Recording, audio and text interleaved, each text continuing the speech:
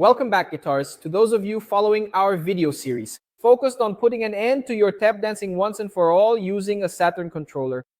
And in today's video, we're going to learn how to create our first preset. We've learned about signal connections, control connections, the MIDI part. We've learned about MIDI. Now it's time. Let's create our first preset. And after all, what is a preset? A preset is the combination of all the elements that shape your sound. So, which pedals are on, which effects are selected, and what their parameters are, your amp's gain level, your amp's channel, all of that ends up becoming your preset. And with a single stomp on the Saturn controller, you control everything and everyone. And it's very interesting to mention that the Saturn is the most compatible controller on the market, meaning one stomp on it and you control all your equipment at once. And with that said, let's start by getting to know our controller's menu, okay? Here we have the loop selector, which is responsible for turning the effects loops on and off.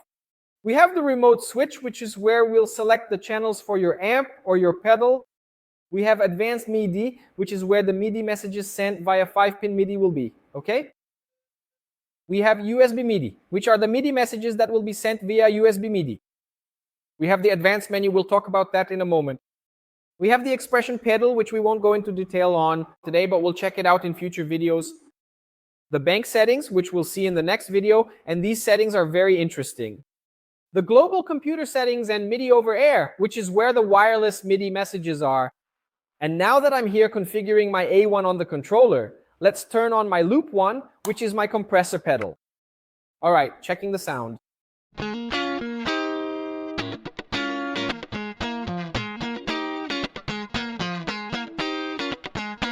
For my A1 here, I'll leave a compressor on.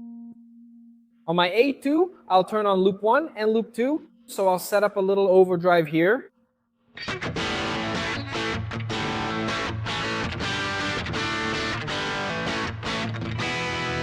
All right. Now on A3, I'll set a distortion here, which is this guy right here.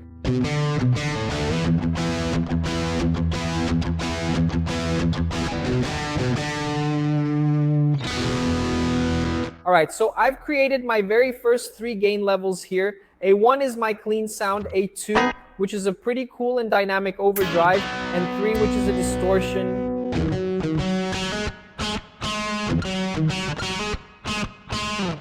Wonderful, and now let's name these presets. So I replicated them here in Bank B, my B1, which is my clean with just a compressor. We go to the advanced menu here in patch name, and we click and start looking for the characters. So we're going to click to select the C. Keep turning, look for the lowercase L grade. A very cool tip, through the foot switches, you can find shortcuts for the characters. For example, 1 here is for uppercase letters, 2 is for lowercase letters, 3 is for numbers, and 4 is for special characters. So let's go. It makes it much easier to configure our name here. So wait a second. Where is the N? I found the N, and let's go. And 5 is for white space. We're done here? Great. We have a clean on B1.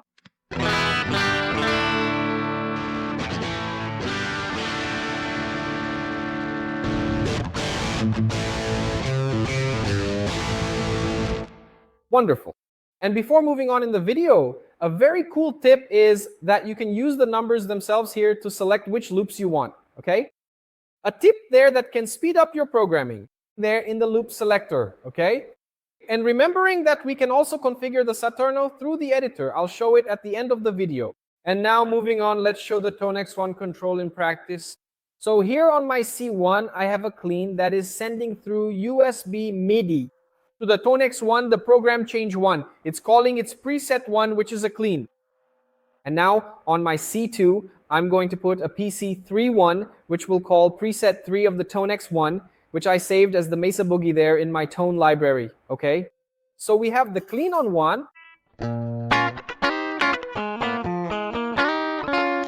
which is what you saw here with the compressor.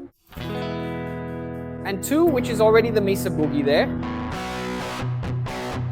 without any pedal turned on.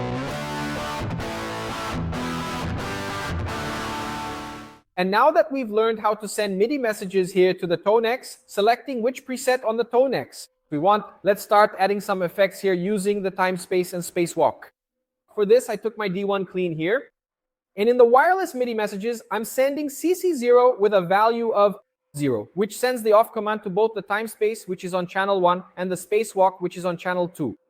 If you don't understand what I just started talking about, watch the previous video, the MIDI lesson, where I explain what this CC0 is, what this channel 1 is. We explained it in detail in that video there. If you didn't understand what I just said, it's worth checking that out before continuing watching from here on.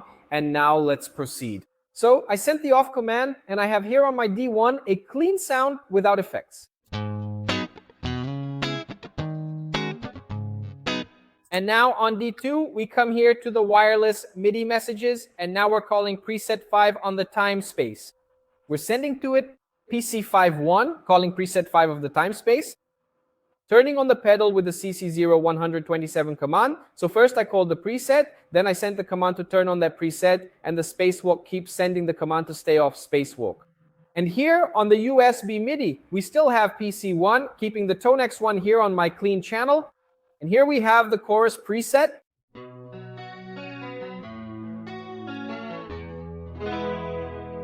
Let's now check out this D3 here.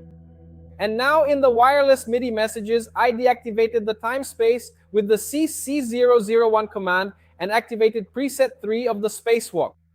I sent the command to turn on the spacewalk. My tone X1 stays on the clean channel. And this is the sound that we have. Beautiful, right?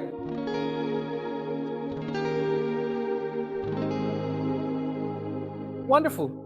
And finally, we've now reached D4, where, yes, I've actually switched the tone X1 pedal to preset number 3 with a distortion effect.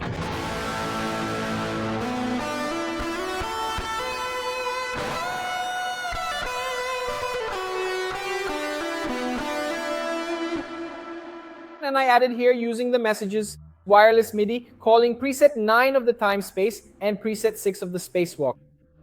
And so I really started creating my first presets, where I have clean chorus, reverb, delay, solo. And now we are creating the first presets, okay?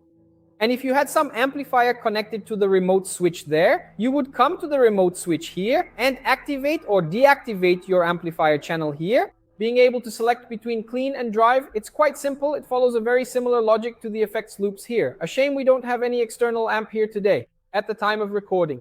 Now that we've learned how to create presets, one thing you must have noticed, we're always going to have a backbone for the preset, and this preset backbone, it varies with your equipment. For example, here I have the tone X1, which is my amplifier modeler, and the time space and spacewalk. And my preset backbone, it consists of firstly, a message here on the USB MIDI indicating which tone X1 channel I want, whether I want it on clean, on drive. So I always send this message here saying which tone X1 channel I want. And also, here on the MIDI over air, by default, we always end up sending the message to turn off the time space and to turn off the spacewalk. And for example, if I'm going to use the time space, then I change this message that tells the time space to turn off. Space, add the preset change. So for example, we want here preset 4 there on the time space. I'll add the CC0 message. Now it's going to turn on my time space, right?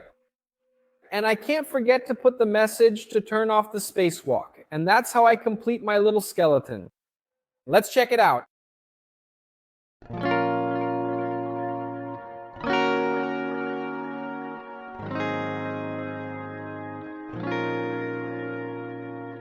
And why does it work this way? Sometimes you're on a preset where the time space was on. If you go to a preset where you don't want the time space, if you don't put the message that tells the time space to turn off, it'll stay on with that effect. And one last thing here is that I always recommend you send the preset change to the pedal first and then send it to turn on or off. Most pedals work better this way. And that's a tip I give for building your presets. First the PC message and then the CC message telling the pedal to turn on or off. And you'll see it's always this little skeleton, okay? When you start working with MIDI, keep this skeleton in mind. It'll be different depending on the gear you're setting up, but it's very important to understand its function. And now that we're getting close to the end of this video, let's show in practice how to create a preset using the Saturno editor.